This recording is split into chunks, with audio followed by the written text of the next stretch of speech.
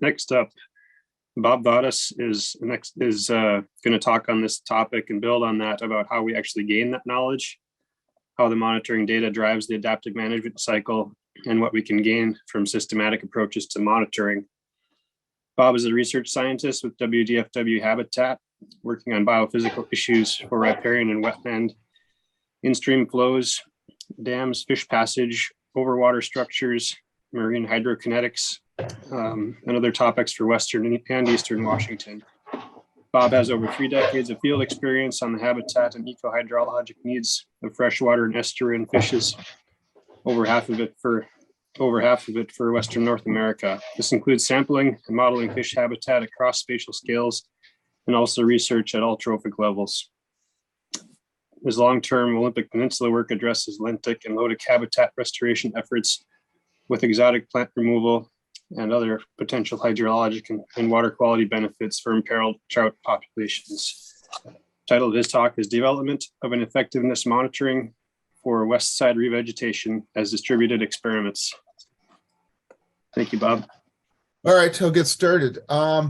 So this idea of trying to develop an effectiveness monitoring program for West Side revegetation hasn't to this date been done in a systematic experimental way, and so the idea that we've come up with, and with a lot of help from Paul who just gave a nice talk from NOAA, and and I've got some my agency colleagues who've provided some help for this talk in one way or another. So anyway, the idea then is to figure out how do we do this. So we've given a draft proposal to NOAA on this issue, and the big thing about doing revegetation is that's not all you have to do. You have to also do weed control and before you can do the planting. And this is very critical, especially now with climate change, where just to stay in the same place, we have to do more with better vegetation, better shading that can help with cooling streams. And that photo there, all the photos I show are for the northern Whatcom County where I used to work.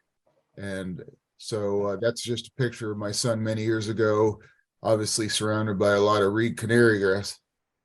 In terms of what's needed for management, I already mentioned the shade over water is very important. And we'd like this to be an adaptive management kind of learning experience. And this has become really critical in the last couple of years with the heat domes and deaths of conifers and other species too. But the idea is if we want to save these, save our forest, and particularly riparian forests, we have to start thinking about how do we do a better job at it. Anyway, to date, revegetation is often done with staff that are not always well trained, and they're often just getting started.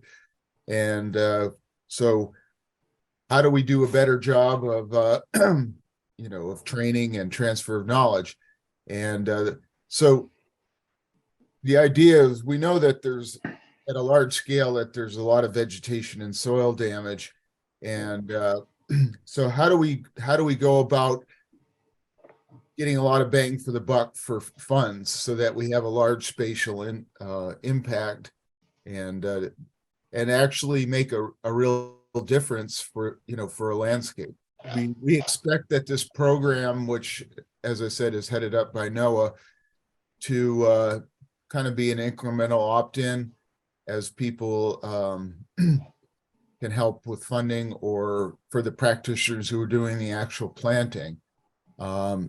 And as part of this effort, it should involve interviewing the practitioners who know what's going on and how they do their work, and basically the learning should be two-way. There's things that the agencies can bring to the practitioners, and certainly practitioners can teach us as well of what, what are their logistical constraints and so on. Anyway, the idea is, if I'm if I'm involved with this, which I'm hoping to be, would be to discuss with our biostatistician to help develop a statistical approach to do this. And in the past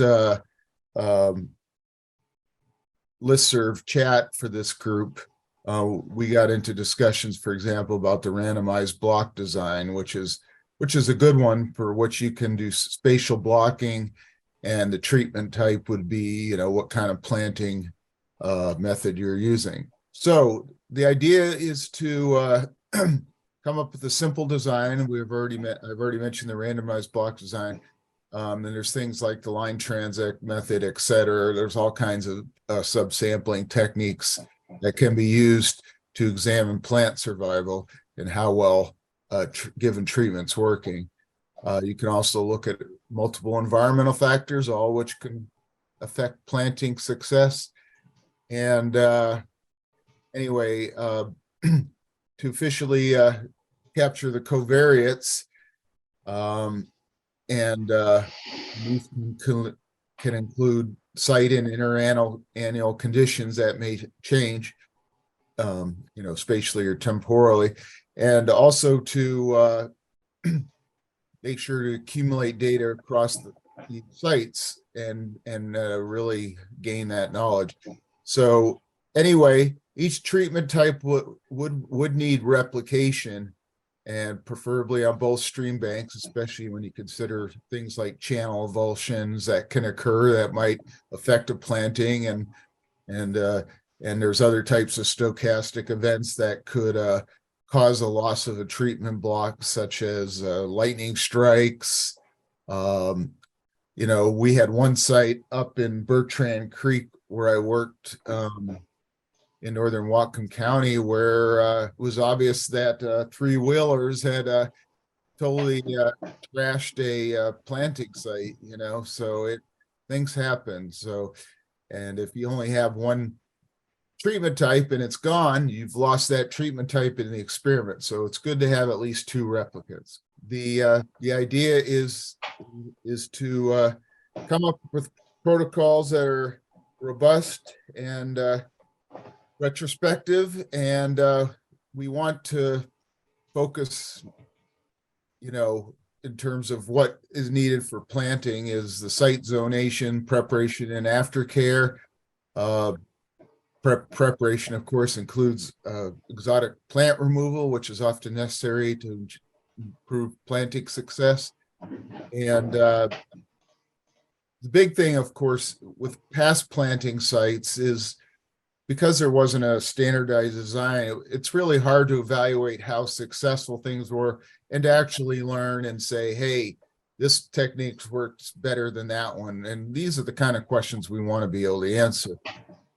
In terms of the plant species, stock type, and their counts, that's also important for these kinds of experiments. And as I said, the focus is expected to be in plant survival, as is how effective a given treatment is. The idea as agencies is to try to provide field technical assistance to and get a test run going, and to try to get this experimental program going. And of course, a thing to focus on would be vole control. As people know, that's very they're very significant grazer, and I've been told that various growth forms of plants are vulnerable to voles. So anyway, the idea would be to produce some cheap videos to help people learn how to protocols for these experiments. better. There's definitely some sound. There's some sound coming from somebody. I don't know. It's just I don't know if somebody's got their microphone on by mistake. Anyway, so ultimately the goal is getting better plant survival, and so these short videos could help do that, and by showing what's going on in the field and all that. In particular, one thing that I've focused on since I've been at DFW is, and even before, it was is the different channel benches, which tend to be dominated by different floral growth forms. And as you get up higher, farther from the stream, you tend to, go from the herbaceous to the shrubby to the tree vegetation. And with trees, even some are more flood tolerant and are able to be closer to the stream than others. Conifers tend to be a little farther back and not right on the stream bank. But in any case, these benches, it's good to understand these benches, because where, especially if untrained people are doing the plantings, if you put them in the wrong spot, like for example, if you put a dry adapted species on too close to the stream, it probably isn't going to survive. This just shows a little more about how the different benches work. It's not drawn to scale, obviously. But it's in general, the streams around here tend to be rocky bedded, and once you get into the more muddy kind of fine soil, as you move up the bank, you have the low bench, which is the first one, and the middle bench, which is or the medium, is the woody one, shrubs, and then the high bench is where you start getting the riparian trees. And once you get to the and I show bankfull width way up high there, and once you get beyond that, that's of course the floodplain. And so the whole idea, we in some of the agencies, well, particularly DFW and ecology, have been interested in these things for fisheries reasons, but they're also very important for planting as well. So anyway, that's that.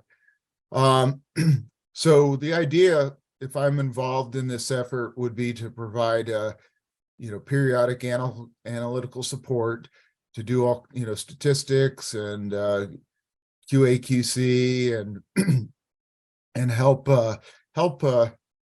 see if how these experiments are working as kind of a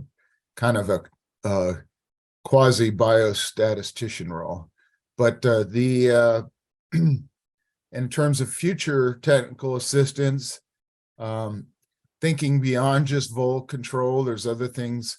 As we know, beavers can damage plantings as well, but we also want to keep in mind that we shouldn't hate beavers, because obviously they provide a lot of stream benefits as well, to the riparian vegetation, to the wildlife, to the fishes, and so we have to figure out how to deal with that kind of duality. And but we do know that they could easily take out our plantings, so we have to figure out how to deal with that.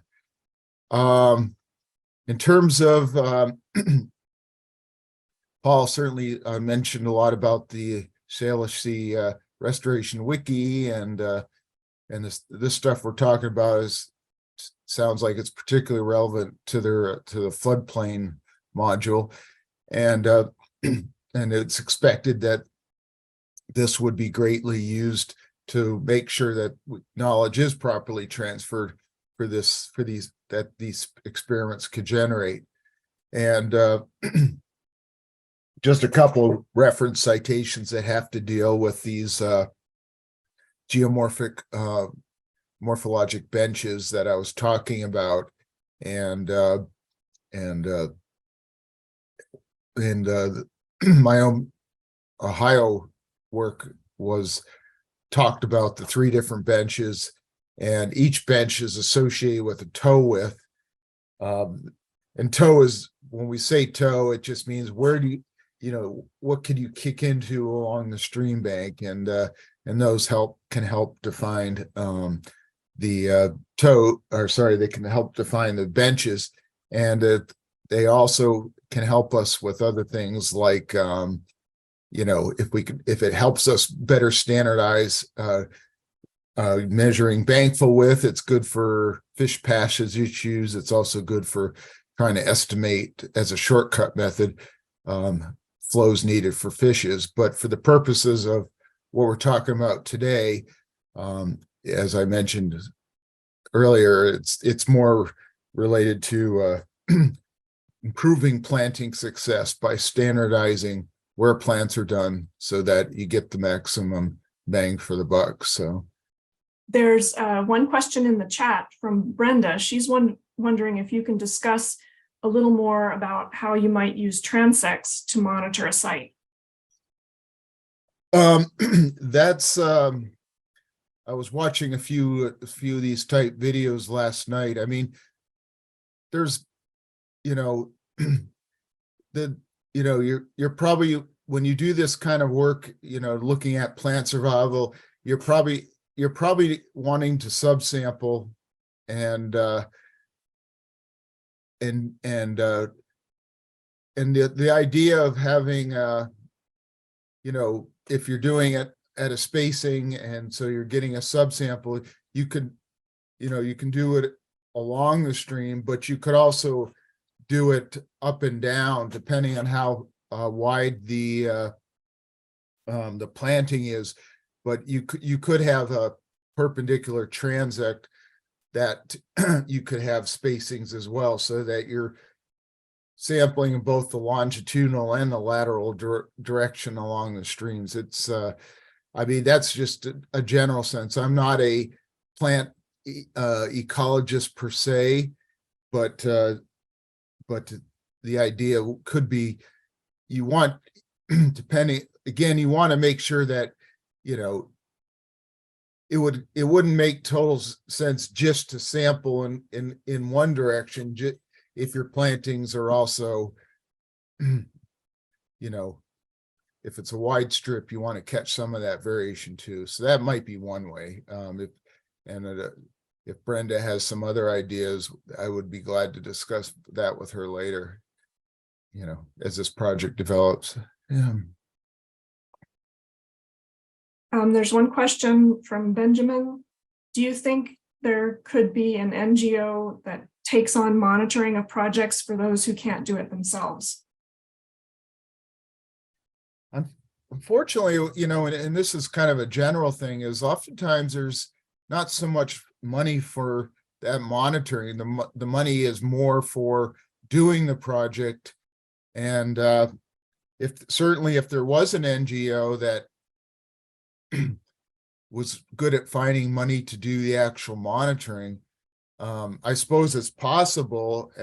But I think my general feeling is that probably the agencies would be better at that, just because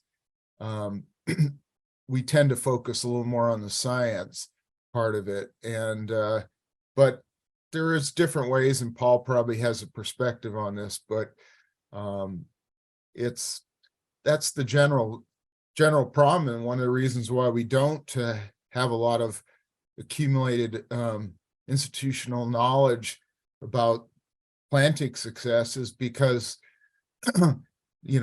oftentimes most of the focus is on doing the restoration itself, and not specifically with doing that long-term monitoring to see how well it's going. But it looks like Paul has a question.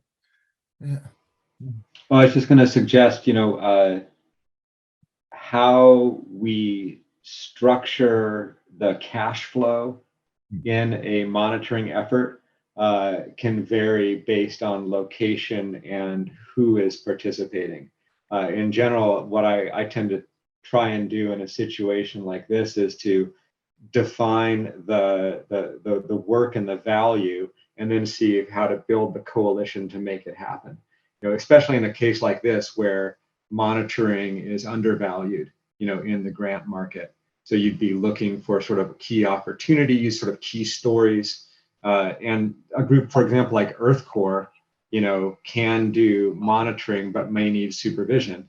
You know, so then you're just looking at just a cost benefit, but maybe there's already an Earth Corps crew in motion, you know, that could pick up a task, or maybe there's a single actor that's working across multiple parties, you know, through a third-party contractor. So all kinds of ways to structure it.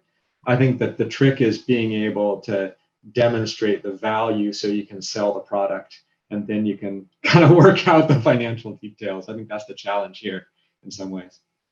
Okay, thanks. Yeah, that's helpful. Yep. Adam's asking if you have strategies or examples where standardized monitoring approaches can be applied across different agencies or projects. The first thing that comes to mind is one that I had talked about was us trying to, between DFW and ecology, was to come up with a standardized way to measure toe widths as a shortcut method to estimate flow needs for salmonid spawning and rearing for different species. And it was what contributed to us getting into the geomorphological benches. And so the original method that was developed by the U.S. Geological Survey, and we had gone back and actually looked at the same sites and found out that the toe widths that were being measured weren't always for the same toe. They weren't always for the low bank toe, which is what we theoretically thought was what was going on. Sometimes it was for the middle and sometimes for the high bank. So so that's one example where two agencies came together and helped standardize the method. And that publication that I gave of Pacheco and Core shows that standardization. So that's one good example that's kind of relevant to what I was talking about today. Some other, trying to think of some other, well, I mean, just, I used to work a lot when I was in the water science team at DFW. We did a lot, we had standardized methods. If we did the long cut kind of methods like PHAB sim, which is physical habitat simulation, we had standard methods for measuring habitat availability at different flows, and then using that and integrating that with fish habitat models to be able to estimate what flows were optimal for spawning and rearing for different species. And that's certainly something that's pretty standardized. And again, DFW and ecology have done a lot with that kind of work over the years. And so those are examples that I'm very familiar with just because I've worked on them. And I'm sure there's others. And if you want me to address another field in particular, you can certainly ask, but those are the first things that I can think of.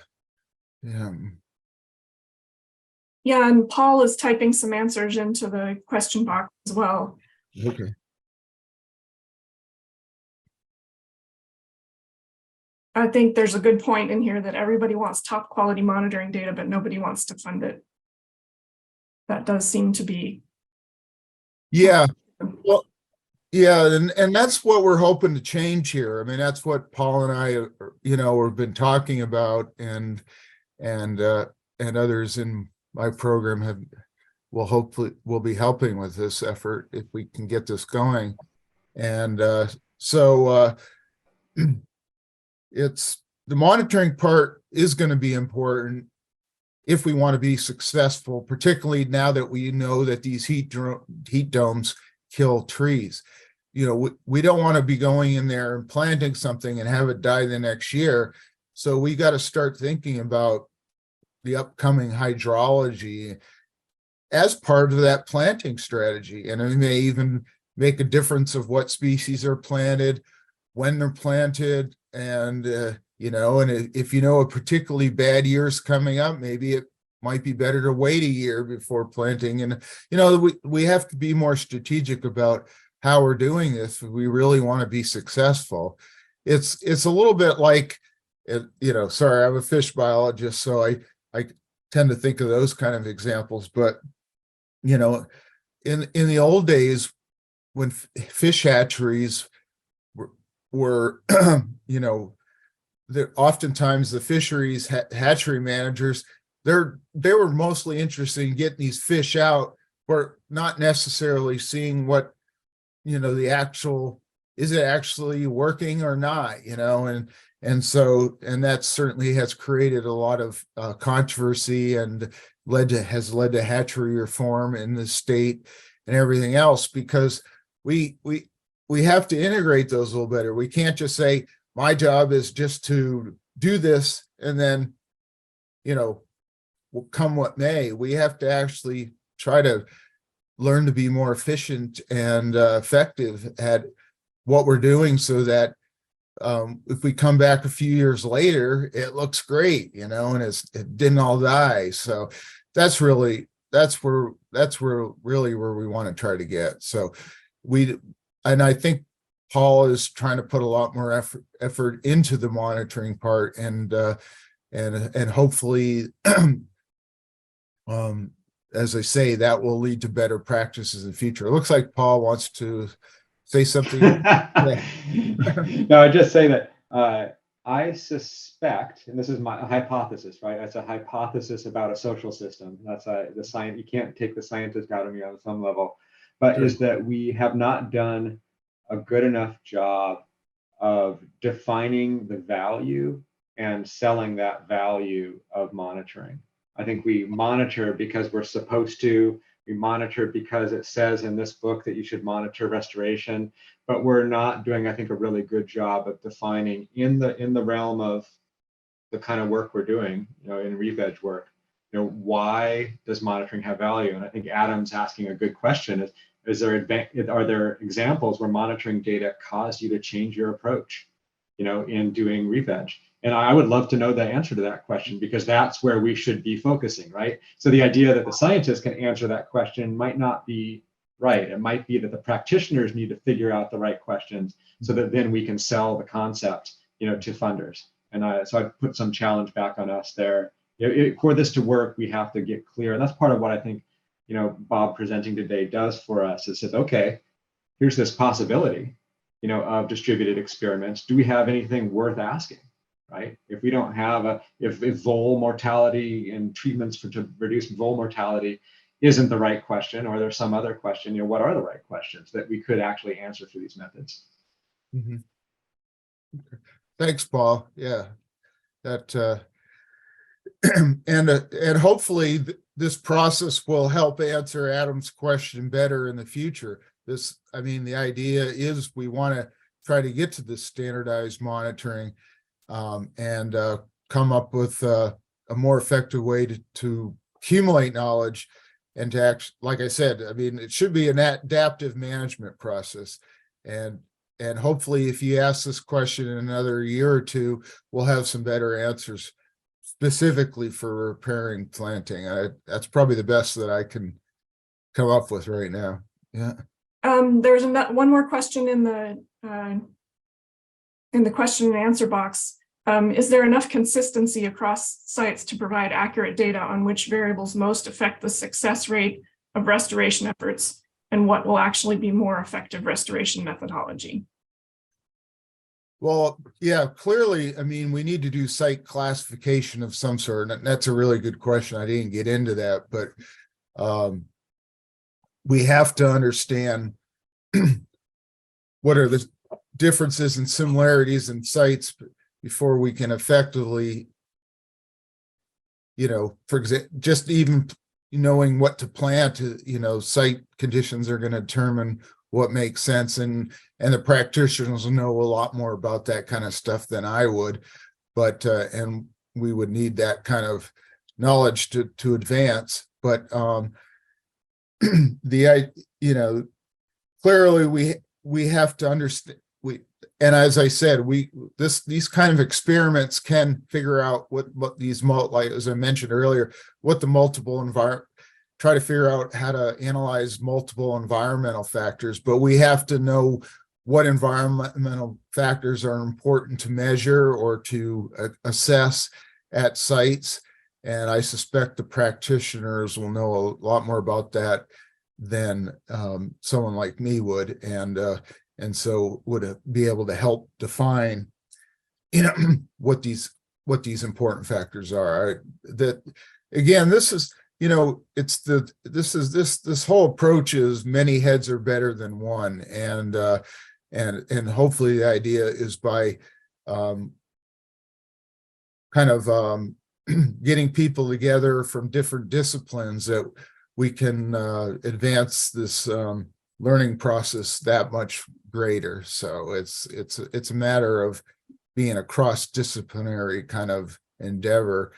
And in terms, I did want to say a little more about, because Adam added to his chat about examples of monitoring data that cause us to change in an adaptive management way. I can give you a couple personal examples, admittedly fish oriented, but in the Olympic Peninsula, the stream that I had studied there for a coastal cutthroat trout, over the years we saw the building up of the reed canary grass population, and we had let the park know, and our partner, the 10,000 Years Institute, we were dealing with them as well. And it got to the point where they agreed that there was a need for reed canary grass control,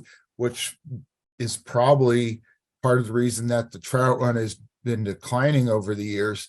And so the park is doing the reed canary grass control around the lake, and 10,000 Years Institute is working in the stream. So that's one example. It has a plant tie of where I would call it adaptive management, where our monitoring data did change, what kind of management strategy was done. Another example was in eastern Washington, which is a lot drier, of course, on the east side of the Columbia, in Douglas County, where we had done trout red surveys, and there was mostly, if we wanted to set flows, we tend to set flows higher for spawning than rearing for the different seasons for fish based on their needs. And originally the consultant had suggested that most streams would probably have similar timing, but what we found is even within one county, we could have in a warm groundwater fed stream, they could be spawning in late winter, early spring, and in a very cold stream in a different part of the county, where the water's really icy cold, they might not be spawning till summer. And this is the same species of fish, rainbow trout.